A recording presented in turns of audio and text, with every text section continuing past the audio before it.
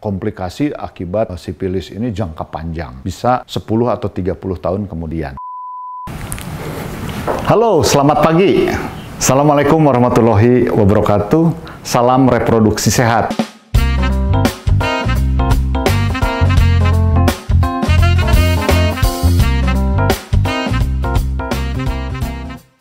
Karena reproduksi ingin sehat, saya masih membahas mengenai infeksi sipilis. Rekomendasi CDC 2021. Ini sipilis ini di kita masih ada. Saya barusan telepon bagian infeksi atau pokja infeksi dari POGI. Bahkan Departemen Kesehatan kita masih melakukan triple eliminasi. Ingin mengeliminasi 3 penyakit infeksi menular seksual, salah satunya sipilis, kemudian hepatitis B ya, hepatitis B, GO juga ya. Nah, ini ada rekomendasi dari CDC 2021, kemudian juga rekomendasi POGI, bahwa penyakit menular seksual itu masih seperti fenomena gunung es katanya. Sipilis masih banyak di sini. Ya, tadi saya telepon juga dokter anak bahwa bagaimana Anda pernah dapat nggak? Dapat GO, matanya kena dengan hasil partus SC justru. Apalagi kalau per vaginam, kalau dia ada di vagina lebih kemungkinan kena. Kenapa infeksi sipilis ini penting? Pada wanita hamil masih wajib dilakukan pemeriksaan VDRL untuk mendeteksi sipilis ini. Terutama pada wanita-wanita yang kita curigai, itu wajib. Sebetulnya dalam triple eliminasi ini, ya, triple eliminasi itu HIV, hepatitis, dan sipilis, penyakit menular seksual ini harus tereliminasi dari Indonesia. Oleh karena itu program dari Departemen Kesehatan. Nah, kita harus tahu, dan kita adalah pemain lini primer. Kalau lihat data-datanya yang dipresentasikan Dr. Alam, bisa lihat itu masih tinggi seperti fenomena gunung es di Indonesia. Penyakit sipilis dulu Raja Singa katanya. Ini sangat terkenal karena kasusnya banyak. Dan yang paling cilaka adalah komplikasi pada bayi akibat sipilis ini. Ya, bisa menyebabkan kelainan cacat bawaan. Oleh karena itu, wanita hamil sebetulnya masih direkomendasikan untuk pemeriksaan VDRL untuk mendeteksi apakah dia kena sipilis atau tidak. Saya sudah atas indikasi, tetapi saya barusan sebaiknya rutin katanya. Mari kita lihat penyebab sipilis ini bakteri Treponema pallidum, ya, berbentuk spiral. Kalau kita gonore itu jelas, saya kalau gonore nggak akan lihat dua biji kopi, kalau ini berbentuk spiral. Merupakan penyakit menular seksual, dapat menimbulkan kerusakan dan menyebabkan masalah kesehatan pada organ kita. Dulu banyak tuh, sampai bula pada muka si laki-laki yang kena itu. Kita bisa lihat. Ditularkan melalui apa? Ditularkan melalui kontak fisik, luka penderita sipilis saat berhubungan seks, vagina, anal, atau oral. Apa yang terjadi? Sebetulnya pintu masuk itu adalah infeksi yang pertama kita bahas, bakterial vaginosis. Karena bakterial vaginosis itu menyebabkan kuman yang baiknya itu kalah sama kuman yang patogen. Ya, sehingga daya tahan tubuh vagina yang pH-nya harusnya di bawah 4,5, ini meningkat pH-nya sehingga terjadi infeksi, masuklah sipilis, masuklah GO, masuklah HIV lebih cepat atau lebih mudah, atau chlamydia, ya. Jadi ditularkan melalui kontak fisik, luka penderita sipilis yang berhubungan seks. Wanita hamil yang terinfeksi menularkan pada janin. Oleh karena itu, pada wanita hamil, ini bisa masuk ke cairan ketuban, infeksinya itu seperti ini, dan bisa menyebabkan kongenital sipilis. Banyak macam-macam kongenitalnya, ya. Bisa pada mata, bisa pada mulut, bisa pada bukal gitu ya, pada bibir, pada kaki. Itu khas sipilis ini yang paling sangat ditakutkan menular pada bayi-bayi baru lahir. Oleh karena itu, GO sipilis kita masih di rumah sakit, termasuk di rumah sakit saya sampai hari ini, rutin bayi baru lahir itu ditetes mata antibiotik. Untuk apa? Untuk pencegahan, prevention, untuk mencegah penyakit ini kalau ada. Jadi kita ingin bayinya tidak tertular. Oleh karena itu kalau ada GO kita nggak ketahuan, prevention pada bayi dikasih dulu masalep, kalau sekarang pakai tetes, ya. Gentamisin katanya. Tadi saya telepon dokter anak, apa sih yang dikasihkan? Kemudian gentamisin. Nah, gejalanya apa? Fase laten tahapan sipilis ada 2, ya, primer, sekunder, fase laten, dan komplikasi. Komplikasi akibat sipilis ini jangka panjang, bisa 10 atau 30 tahun kemudian. Apa yang terlihat pada gejala-gejala dan sipilis ini? Muncul luka di daerah awal infeksi, biasanya dari sekitar kelamin, dubur, atau mulut, ya, seperti ini, primer. Disebutnya chancroid gitu. Jadi di penisnya itu luka kayak ini. Dulu sering, sekarang udah mulai tereliminasi, tetapi saya tadi tanya lagi pada orang yang kompeten untuk masalah infeksi di POGI, jadi Pokja infeksi masih banyak katanya laporan.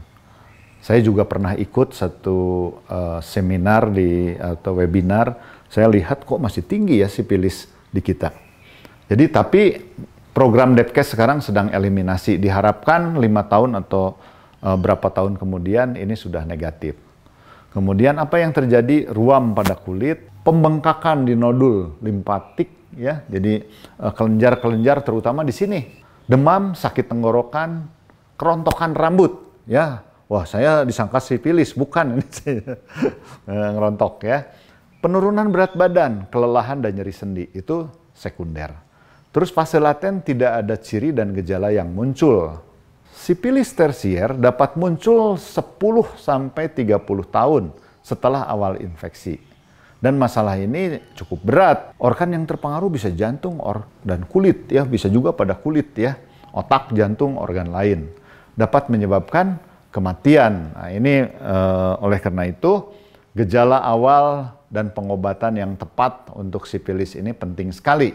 Nah, tes untuk diagnosis apa?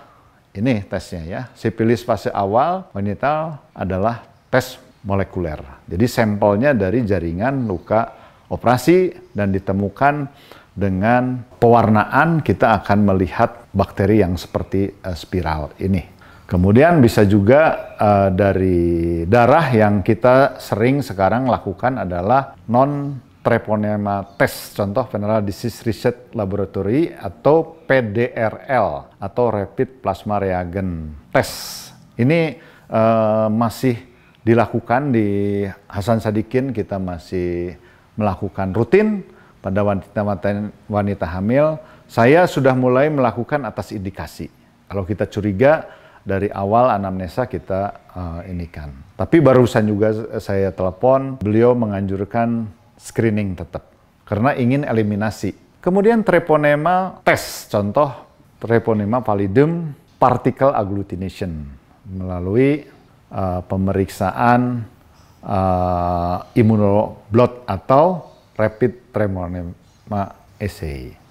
Pemeriksaan yang paling sensitif dari jaringan jejak sekarang tetap PCR. Jadi PCR itu adalah baku emas untuk infeksi-infeksi bakteri pada sexual transmitted disease. Sekarang semuanya bisa, karena PCR itu sangat bisa mendeteksi asam nukleat dari bakteri itu, sehingga sangat sensitif. Nah, rekomendasi CDC 2021 untuk infeksi sipilis adalah untuk primer, sekunder, dan laten, termasuk wanita HIV dan penderita hamil dan HIV adalah benzathine penicillin 2,4 juta unit dalam dosis tunggal. Sama ini, ya. Amerika dengan di kita, di Eropa saya lihat sama, ya, pengobatan ini.